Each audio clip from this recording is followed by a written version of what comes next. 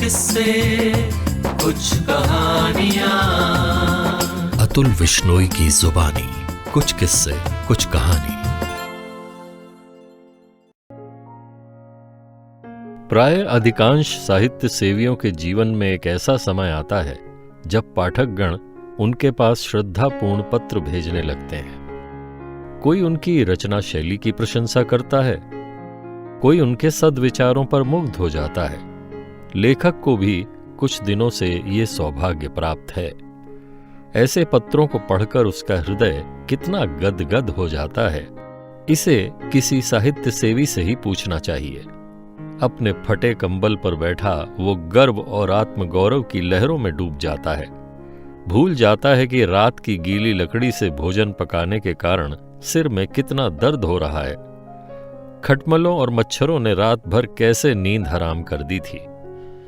मैं भी कुछ हूं, ये अहंकार उसे एक क्षण के लिए उन्मत्त बना देता है। पिछले साल सावन के महीने में मुझे एक ऐसा ही पत्र मिला।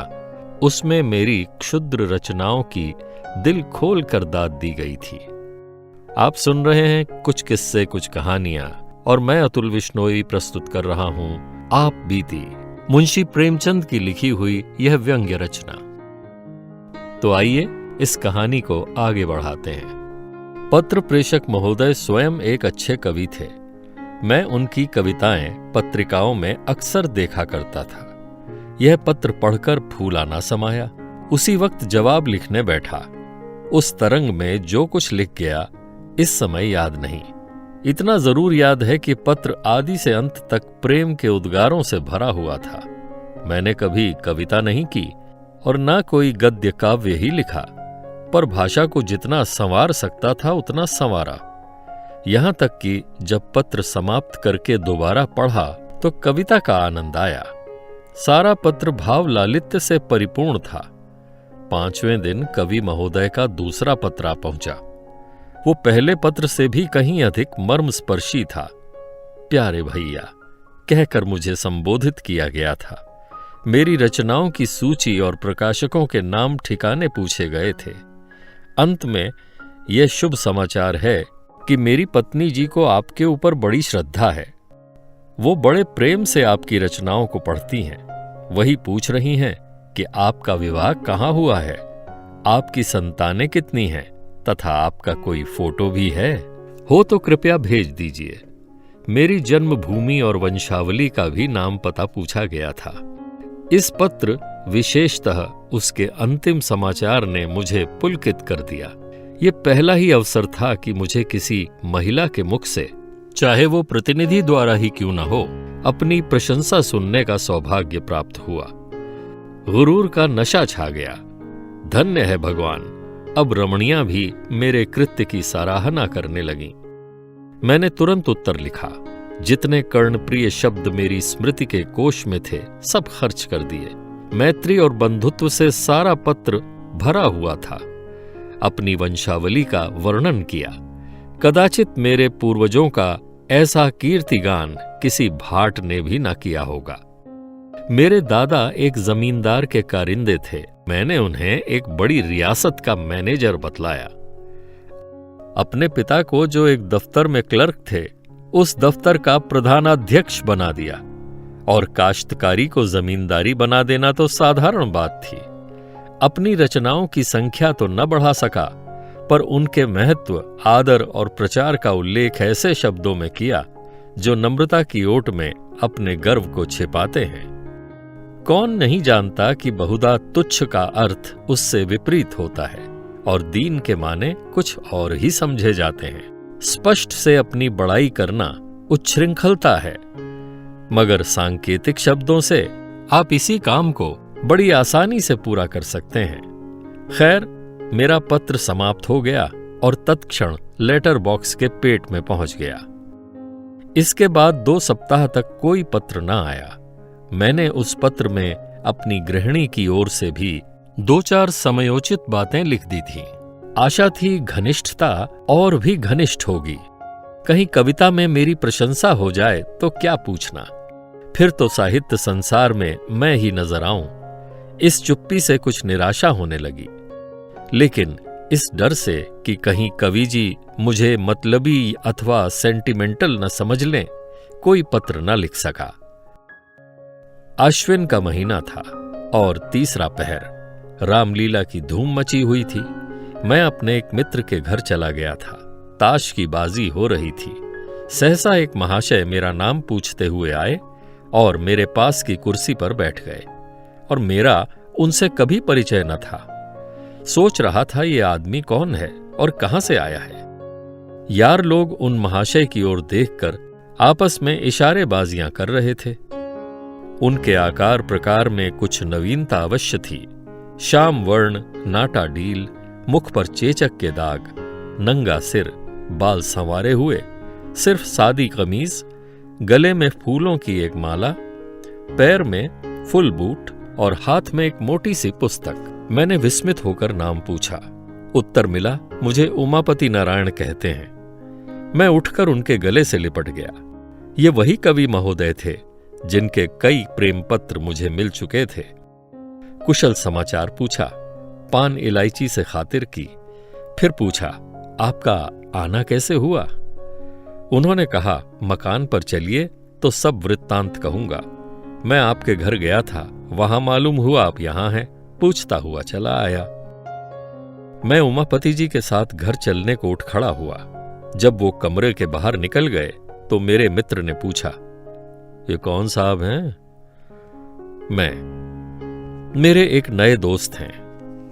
मित्र, जरा इनसे होशियार रहिएगा, मुझे तो उचक्के से मालूम होते हैं। आपका अनुमान गलत है। आप हमेशा आदमी को उसकी सज धज से परखा करते हैं, पर मनुष्य कपड़ों में नहीं, हृदय में रहता है। मित्र, खैर ये रहस्य की बातें तो आप जाने, मैं आपको आगाह किए देता हूं। मैंने इसका कुछ जवाब नहीं दिया। उमापति जी के साथ घर पर आया, बाजार से भोजन मंगवाया, फिर बातें होने लगी। उन्होंने मुझे अपनी कई कविताएं सुनाईं। स्वर बहुत सरस और मधुर था। कविताएं तो मेरी समझ में खाक न आईं, पर मैंने तारीफों के पुल बांध दिए। झूम झूम कर वाह वाह करने लगा, जैसे मुझसे बढ़कर कोई काव्य रसिक संसार में न होगा। संध्या को हम रामलीला देखने गए। लौटकर उन्हें फिर भोजन कराया। अब उन्होंने अपना वृत्तांत सुनाना शुरू किया। इस समय वो अपनी पत्नी को लेने के लिए कानपुर जा रहे हैं। उसका मकान कानपुर ही में है। उनका विचार है कि एक मासिक पत्रिका निकालें। उनकी कविताओं के लिए एक प्रकाशक 1000 रुपए देता है, पर उनकी इच्छा तो ये है कि उन्हें पहले पत्रिका में क्रमशः निकालकर फिर अपनी ही लागत से पुस्तककार छपवाएं। कानपुर में उनकी जमींदारी भी है, पर वो साहित्यिक जीवन व्यतीत करना चाहते हैं। जमींदारी से उन्हें घृणा है।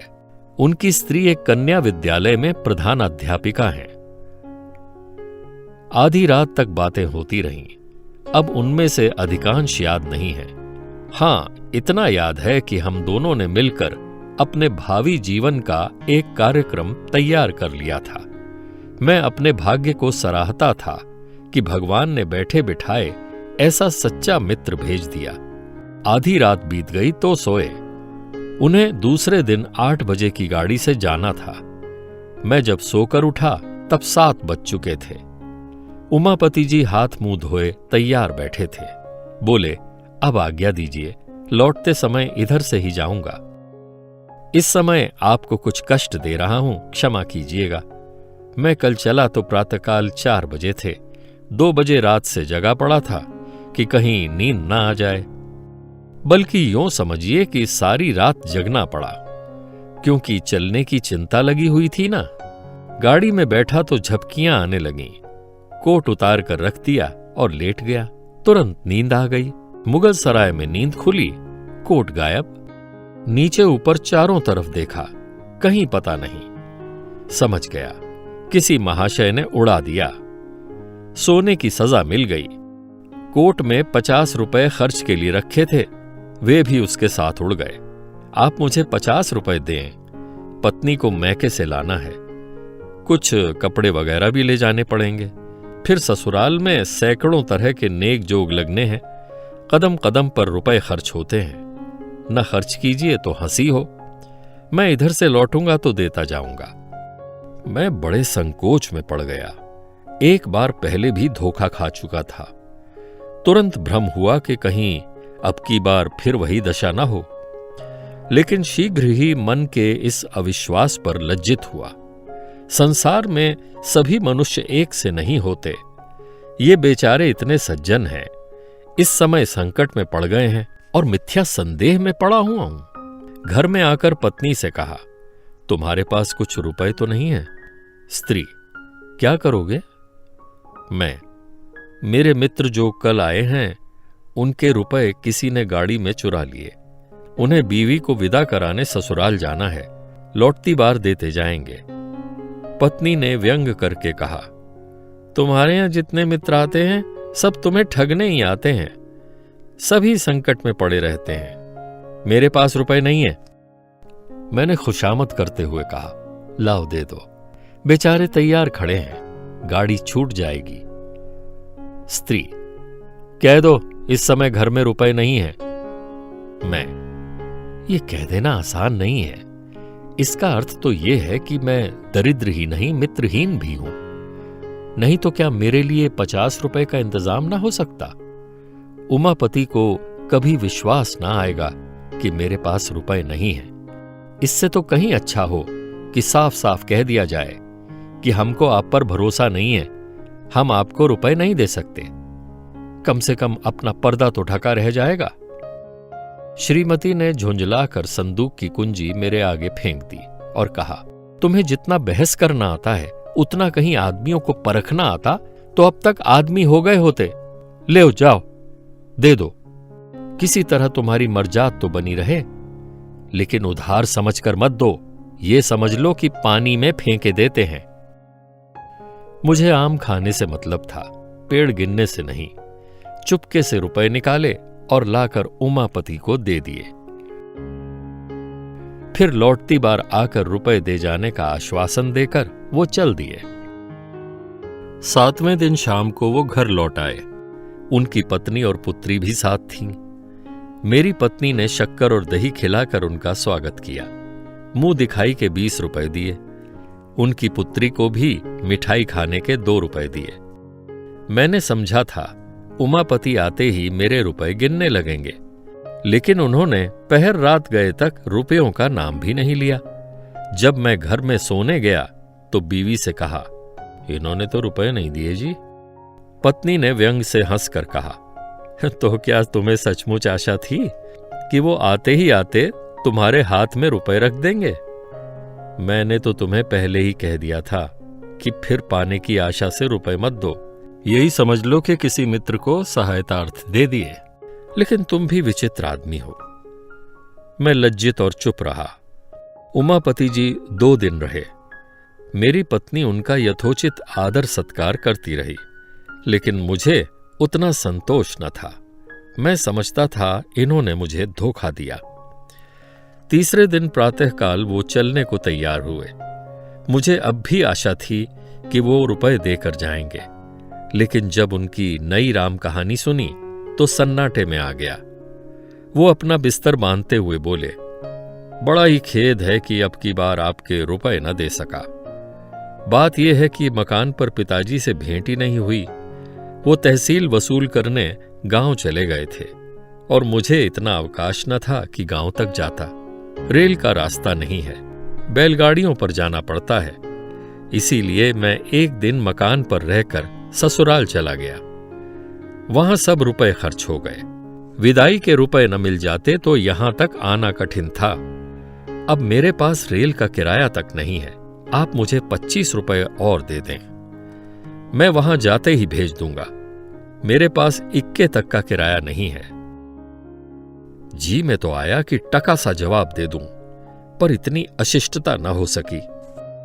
फिर पत्नी के पास गया और रुपए मांगे। अब की बार उन्होंने बिना कुछ कहे सुने रुपए निकालकर मेरे हवाले कर दिए। मैंने उदासीन भाव से रुपए उमापति जी को दिए। जब उनकी पुत्री और अर्धांगिनी जीने से उतर गईं, तो उन्होंने बिस्तर उठाया और मुझे प्रणाम किया। मैंने बैठे बैठे सिर हिलाकर जवाब दिया, उन्हें सड़क तक पहुंचाने भी न गया। 1 सप्ताह बाद उमापति जी ने लिखा, मैं कार्यवश बाहर जा रहा हूं, लौटकर रुपए भेजूंगा। 15 दिन के बाद एक पत्र लिखकर कुशल समाचार पूछे, कोई उत्तर न आया। 15 दिन के बाद फिर रुपयों का तकाजा किया, उसका भी कोई जवाब न मिला। 1 महीने के बाद फिर तकाजा किया, उसका भी यही हाल। एक रजिस्ट्री पत्र भेजा, वो पहुंच गया, इसमें संदेह नहीं, लेकिन जवाब उसका भी ना आया। समझ गया, समझदार जोरू ने जो कुछ कहा था वो अक्षरशः सत्य था। निराश होकर चुप हो रहा। इन पत्रों की मैंने पत्नी से चर्चा भी नहीं की और ना उसी ने कुछ इस बारे में पूछा। इस कपट व्यवहार का मुझ पर वही असर पड़ा जो साधारणतः स्वाभाविक रूप से पड़ना चाहिए। कोई ऊंची और पवित्र आत्मा इस छल पर भी अटल रह सकती थी? उसे यह समझकर संतोष हो सकता था कि मैंने अपने कर्तव्य को पूरा कर दिया। यदि ऋणी ने ऋण नहीं चुकाया तो मेरा क्या अपराध? पर मैं इतना उदार नहीं हूं। यहां तो महीनों सिर खपाता हूं, कलम घिसता हूं, तब जाकर नगद नारायण के दर्शन होते हैं। इसी महीने की बात है, मेरे यंत्रालय में एक नया कंपोजिटर बिहार प्रांत से आया। काम में चतुर जान पड़ता था। मैंने उसे 15 रुपए मासिक पर नौकर रख लिया। पहले किसी अंग्रेजी स्कूल में पढ़ता था। असहयोग के कारण पढ़ना छोड़ बैठा था। घर वालों ने किसी प्रकार की सहायता देने से इनकार किया। विवश होकर उसने जीविका के लिए ये पेशा अख्तियार कर लिया। कोई 17-18 वर्ष की उम्र थी। स्वभाव में गंभीरता थी। बातचीत बहुत सलीके से करता था। यहां आने के तीसरे दिन बुखार आने लगा। 2-4 दिन ज्यों-त्यों करके काटे, लेकिन जब बुखार न छूटा तो घबरा गया। घर की याद आई। और कुछ न सही, घर वाले क्या दवा दर्पण भी न करेंगे? महाशय, मैं बीमार हो गया हूं, आप कुछ रुपए दे दें तो घर चला जाऊं। वहां जाते ही रुपयों का प्रबंध कर आपको भेज दूंगा। वो वास्तव में बीमार था। मैं उससे भली भांति परिचित था। ये भी जानता था कि यहां रहकर वो कभी स्वास्थ्य लाभ नहीं कर सकता। उसे सचमुच जब एक विचारशील, सुयोग्य, विद्वान पुरुष धोखा दे सकता है, तो ऐसे अर्धशिक्षित नवयुवक से कैसे ये आशा की जाए कि वो अपने वचन का पालन करेगा? मैं कई मिनट तक घोर संकट में पड़ा रहा। अंत में बोला, भाई, मुझे तुम्हारी दशा पर बहुत दुख है, मगर मैं इस समय कुछ न कर सकूंगा। बिल्कुल खाली हाथ हूं, खेद है। ये कोरा जवाब सुनकर उसकी आंखों से आंसू गिरने लगे। वो बोला, आप चाहें तो कुछ न कुछ प्रबंध अवश्य कर सकते हैं। मैं जाते ही आपके रुपए भेज दूंगा। मैंने दिल में कहा, यहां तुम्हारी नीयत साफ है, लेकिन घर पहुंचकर भी यही नीयत रहेगी, इसका क्या प्रमाण है? नीयत साफ रहने पर भी मेरे रुपए दे सकोगे या नहीं, यही कौन जाने। कम से कम तुमसे वसूल करने का मेरे पास कोई साधन नहीं है। प्रकट में कहा, इसमें मुझे कोई संदेह नहीं है, लेकिन खेद है कि मेरे पास रुपए नहीं है। हां, तुम्हारी जितनी तनख्वाह निकलती हो वो ले सकते हो। उसने कुछ जवाब नहीं दिया। किंग कर्तव्य मूढ़ की तरह एक बार आकाश की ओर देखा और चला गया। मेरे हृदय में कठिन वेदना हुई।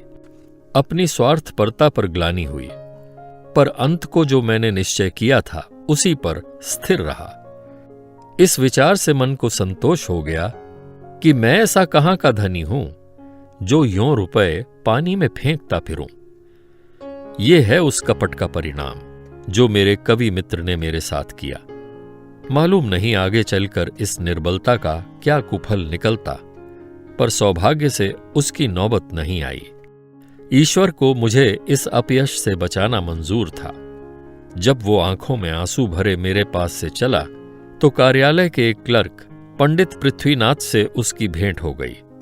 पंडित जी ने उससे हाल पूछा। पूरा वृत्तांत सुन लेने के बाद बिना किसी आगे पीछे के उन्होंने 15 रुपए निकालकर उसे दे दिए। ये रुपए उन्हें कार्यालय के मुनीम से उधार लेने पड़े। मुझे ये हाल मालूम हुआ तो हृदय के ऊपर से एक बोझ सा उतर गया। अब वो बेचारा मजे से अपने घर पहुंच जाएगा। ये संतोष मुफ्त ही में प्राप्त हो गया। कुछ अपनी नीचता पर लज्जा भी आई। मैं लंबे लंबे लेखों में दया, मनुष्यता और सद्व्यवहार का उपदेश दिया करता था, पर अवसर पड़ने पर साफ जान बचाकर निकल गया। और ये बेचारा क्लर्क जो मेरे लेखों का भक्त था, इतना उदार और दयाशील निकला। गुरु गुड़ ही रहे, चेला शक्कर हो गए। खैर, उसमें भी एक व्यंग्यपूर्ण संतोष था कि मेरे उपदेशों का असर मुझ पर न हुआ, ना सही दूसरों पर तो हुआ। चिराग के तले अंधेरा रहा तो क्या हुआ, उसका प्रकाश तो फैल रहा है, पर कहीं बेचारे को रुपए न मिले, और शायद ही मिले, इसकी बहुत कम आशा है, तो खूब छकेंगे। हजरत को आड़े हाथों लूंगा, किंतु मेरी यह अभिलाषा न पूरी हुई। 5वें दिन रुपए आ गए। ऐसी और आंखें खोल देने वाली यातना मुझे और कभी नहीं मिली थी। खैरियत यही थी कि मैंने इस घटना की चर्चा स्त्री से नहीं की थी, नहीं तो मुझे घर में रहना भी मुश्किल हो जाता। उपर्युक्त वृत्तांत लिखकर मैंने एक पत्रिका में भेज दिया। मेरा उद्देश्य केवल ये था कि जनता के सामने कपट व्यवहार के कुपरिणाम का एक दृश्य रखूं। मुझे स्वप्न में भी आशा न थी कोई प्रत्यक्ष फल निकलेगा। इसी से जब चौथे दिन अनायास मेरे पास 75 रुपए का मनी ऑर्डर पहुंचा, तो मेरे आनंद की सीमा न रही। प्रेषक वही महाशय थे, उमापति। कूपन पर केवल क्षमा लिखा हुआ था। मैंने रुपए ले जाकर पत्नी के हाथों में रख दिए और कूपन दिखलाया। उसने अनमने भाव से कहा, इन्हें ले जाकर यत्न से अपने संदूक में रखो। तुम ऐसे लोभी प्रकृति के मनुष्य हो, ये मुझे आज ज्ञात हुआ। थोड़े से रुपयों के लिए किसी के पीछे पंजे झाड़कर पड़ जाना सज्जनता नहीं है। जब कोई शिक्षित और विनयशील मनुष्य अपने वचन का पालन ना करे, तो यही समझना चाहिए कि वो विवश है। विवश मनुष्य को बार बार तकाजों से लज्जित करना भलमनसी नहीं है। कोई मनुष्य जिसका सर्वथा नैतिक पतन नहीं हो गया है, यथाशक्ति किसी को धोखा नहीं देता। इन रुपयों को मैं तब तक अपने पास नहीं रखूंगी जब तक उमापति का कोई पत्र नहीं आ जाएगा कि क्यों रुपए भेजने में इतना विलंब हुआ। पर इस समय मैं ऐसी उदार बातें सुनने को तैयार न था। डूबा हुआ धन मिल गया, इसी खुशी से फूला नहीं समाता था। अभी आप सुन रहे थे मुंशी प्रेमचंद की लिखी हुई कहानी आप बीती। आशा है आपको यह रचना पसंद आई होगी। दोस्तों, यदि आपने अभी तक हमारे YouTube चैनल को सब्सक्राइब नहीं किया है, तो मेरी आपसे करबद्ध प्रार्थना है कि इसे शीघ्र सब्सक्राइब कर लें। और हां, कहानी सुनने के बाद अपनी टिप्पणी और सुझाव हमें भेजना ना भूलें, क्योंकि आपकी टिप्पणी और सुझाव हमें हमारी आगे की प्रस्तुतियों को सुधारने में मदद करते हैं। धन्यवाद। कुछ किस्से, कुछ कहानियां, अतुल विश्नोई की जुबानी। कुछ किस्से, कुछ कहानी।